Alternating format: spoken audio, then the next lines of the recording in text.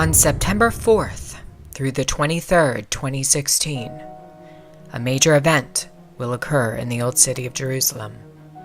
It will bring together actors, artists, musicians, and persons in the media from around the world. What on earth are they planning to do in Jerusalem? At an event that ends on September 23rd, leaders from Roman Catholic, Muslim, and Jewish communities will gather for one of the longest interfaith services in history, right there in the Old City of Jerusalem, right there where the Lord Jesus walked, right there where the temples once stood. They will offer worship to a God under the banner of ecumenism. It is there they plan to do away with categories of religion and ignore differences. The service will combine three monotheistic faiths under one roof in a house of worship for all believers. One part of the event will occur from September 5th through the 11th and will bring together Jew, Muslim, and Christian under, quote, a passion for Jerusalem, in which they can all coexist temporarily under the wings of the Almighty, unquote. Some of the headlines on the website for this event talk about dissolving boundaries and coming together in worship of the same God. Another part of the event will occur from September 12th through the 23rd. The leaders of this event, which is called Makudeshet, will perform an 11-day consecration. If you aren't aware, a consecration happens when somebody performs a ceremony declaring something as holy. The fact that Muslims, Jews, and Roman Catholics are gathering for a consecration means that they are all declaring their interfaith religion, their new God, to be holy.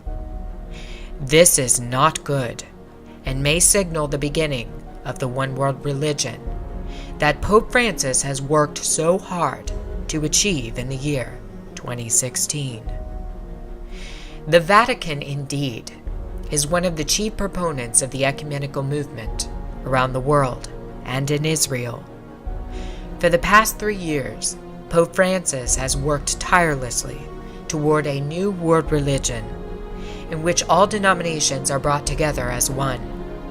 If you look at Francis's outreach over the past 3 years, and specifically in 2016, you'll find somebody who has openly condemned evangelical Christianity and the belief that you must have a personal relationship with Jesus. He has openly warned that this belief is dangerous. He has also equated the spread of the gospel under evangelical Christianity to jihadism. In the meantime, he has done quite a bit of outreach to every other religion in the entire world. Why is this happening? The extent of Francis's outreach to other denominations in 2016 alone has been mind-boggling. In February, Francis held an emergency meeting with Patriarch Kirill of Russia for the first time since the 1054 Schism. Kirill then went directly to Antarctica, where he performed a bizarre religious ceremony consecrating the land and water surrounding the continent. Francis has also done outreach to Patriarch Bartholomew of Turkey, in which both leaders voiced support for the migrant crisis and called for more migrants to enter Europe. In May, Francis met with Al-Azhar of Egypt, who is the head of Sunni Islam.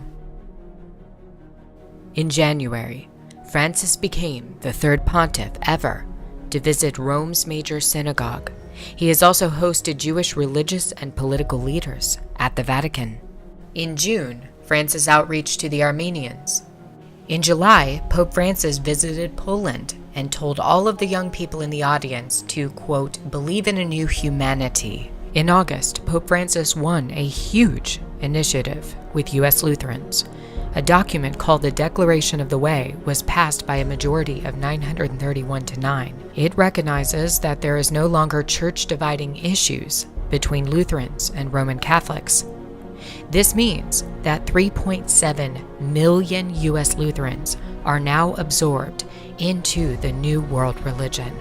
Also in July, Francis was the driving force behind a ceremony in the United States called Together, organized to bring all Christians in front of a 6,660-inch obelisk, or the phallus of Osiris, for worship. One of the major symbols we saw at Together 2016 was the Ouroboros, which is the serpent eating its own tail. The earliest legend of the Ouroboros has to do with the coming of Osiris, the god of the underworld.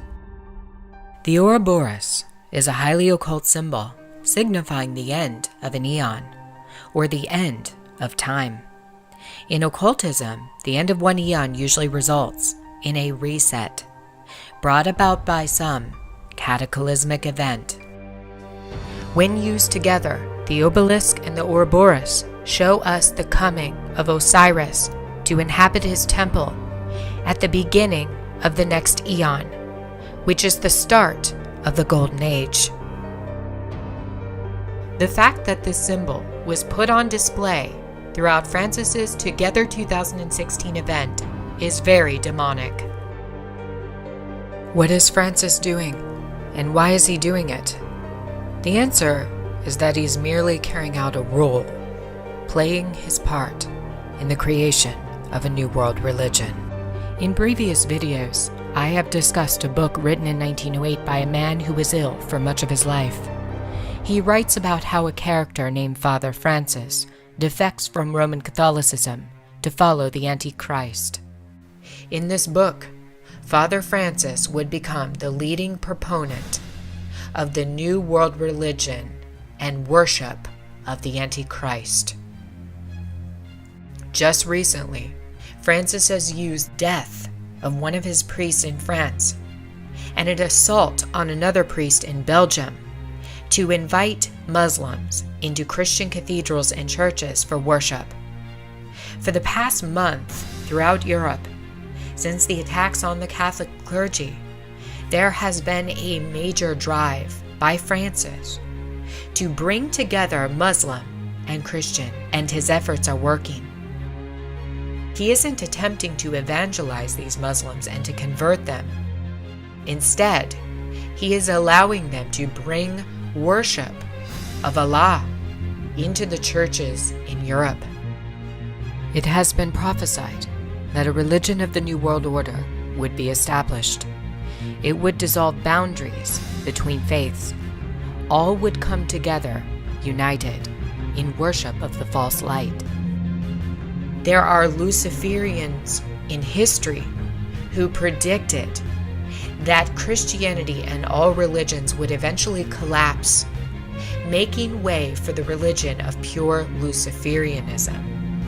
A couple of these individuals was Luciferian and 33rd degree Grand Wizard Albert Pike, as well as Luciferian Helena Blavatsky. She viewed Christianity as a major challenge to the agenda of unveiling a new world religion. Christianity, in her opinion, would have to be done away with in order to unveil the new religion. We also have warnings from a former Jesuit who was murdered in 1999 that a one-world religion was in the making. It was an ecumenical religion that was being set up for all to follow. Malachi Martin told us a secret in an interview with Art Bell before he died. Luciferians had infiltrated the Vatican and were planning to set up a new religion, one they believed would last for 1,000 years. Amongst Luciferian organizations, there is a prophecy that if they can invade the Citadel, and that's their name for the Vatican, they will have power for 1,000 years. How close are they? Very close. You might remember when Francis came to America last September, we saw a major push toward the full ecumenical agenda. Francis's itinerary started on September 23rd, 2015, one day after he landed in the United States, he had set his sight on finalizing what his predecessor, Pope John the 23rd, had set into motion on September 23, 1959. It was on this day John would offer a prayer that would begin the downfall of the Roman Catholic Church. A document would be penned declaring a new outreach to all religions in the world as children of the same God. Without a doubt, Vatican II is remembered as Catholicism's greatest push toward the new world religion. Vatican II would change everything about the actions of all future popes. It was now about piecing together a new religion, one that would be ready, waiting for the coming of the capstone. Pope Francis is truly preparing that new faith right now for all in the world to become a part of.